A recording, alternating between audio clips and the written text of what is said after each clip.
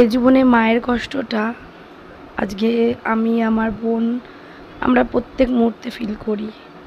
ভিডিওটা আজকে এইভাবেই শুরু হলো ফ্রেন্ড, কেন আর একদিন পরে মাদার্স ডে। আর এমনি তো প্রত্যেকটা দিন আমরা মরি, মায়ের জন্য মরি। বেঁচে আছি শুধু ওপর থেকে, ভেতরটা আমাদের পুরো মরে গেছে। তো তাই জন্য আমি যেহেতু কন্টেন্ট ক্রিয়েটার, আমি যেহেতু ছোটো একটা ইউটিউবার, আমার মা সবসময় চাইতো আমি ইউটিউবার হই। তো কষ্ট হয়, সব সময়ের জন্য কষ্ট। কান্না বোনকে বোঝালাম, বোন বুঝতে চায় না, হাউমাউ করে কাঁদি দুই বোন মিলে। যেই নাকি শুনেছে বোন আর আমিও শুনেছি মাদার্স ডে আর একদিন পরে, তখনই বুকের মধ্যে ধাউ ধাউ করে জ্বলে উঠেছে।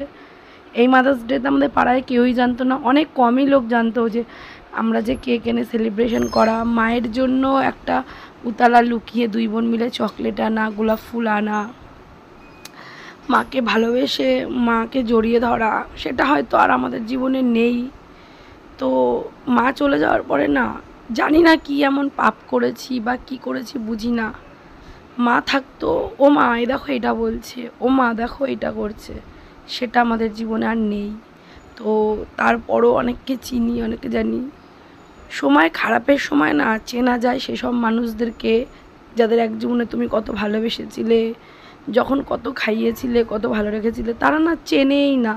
ভাবে কি সময়টা খারাপ, আমার যোগ্যতাটা তো খারাপ না। তো মা চলে যাওয়ার 1টা বছর হয়ে গেছে, কিন্তু দগ্ধটা কিন্তু এক ফোঁটাও কমেনি, আরও বেড়ে গেছে। প্রত্যেক মুহূর্তে মানুষের খারাপ ব্যবহারে মাকে অনুকরণ করি। যেসব মানুষগুলোকে এত ভালোবেসেছি, এত খাইয়েছি, এত আপন করেছি, তারা আজকে আমাদের শত্রু, মানে আমাদেরকে ভাবে। আমি কাউকে শত্রু ভাবি না, আমার মুখে যা আসে আমি সবসময় সামনে বলি। আমি মা হারানোর কষ্টে আছি, সেই সুযোগ অনেক মানুষ নিয়েছে, আমি প্রমাণ পেয়েছি, আমি দেখেছি। তা বলে কি আমি থেমে আছি? না। আজ আমার হয়তো অগ্নি পরীক্ষা, পরীক্ষা তো দিতেই হবে না। আমি তো আর কোনো মানে কি আর বলবো, আমি তো আর সেমন কোনো কিছু কাজ করতে পারবো না অনৈতিক যে আমাকে পরীক্ষা দিতে হবে না। তো ভগবানকে মানুষ ছাড়েনি, আর আমি তো সাধারণ একটা মানুষ। তবে হ্যাঁ, আমি এ জন্মে হয়তো যে কর্মফলটা করে যাচ্ছি, এটা হয়তো কোনো সামনে যখন আমি আবার জন্মাবো, সেই জন্মটা আমার অনেক ভালো হবে। তখন আমাকে এত হিংসা, এত শত্রুতার মধ্যে বাস করতে হবে না। যেমন আমার মা মারা যাওয়াতে আমার মা নাকি কোনো দোষ পায়নি।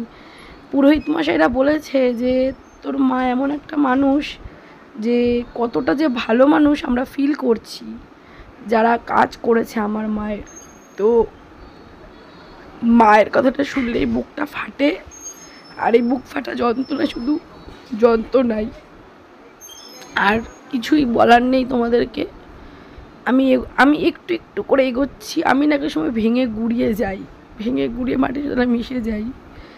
আর আমার বর আজকে আমাকে অনেকগুলো কথা বললো যে স্বাগতা, আমি যাদেরকে খাইয়েছি, এত করেছি, আজকে আমার বরের সময় খারাপ বলেই তো আমার খারাপ না? কেন বরের যদি অর্থ থাকে তাহলেই তো সেই বউ ভালো থাকে। আর আমি এমন একটা নারী, আমি এতটাই সততা নিয়ে বাস করি, আমার বর সেটা বোঝে, জানে। আমি হয়তো চেঁচাই, ঝগড়া করি, প্রচুর বরের সাথে ঝগড়া করি, চিৎকার করি, কিন্তু আমার বর এইটুকুনি জানে যে আমার স্বাগতা হয়তো চিৎকারই করবে, ঝগড়া করবে, কিন্তু অনৈতিক কিছু করবে না, আর আমাকে কখনো ঠকাবে না।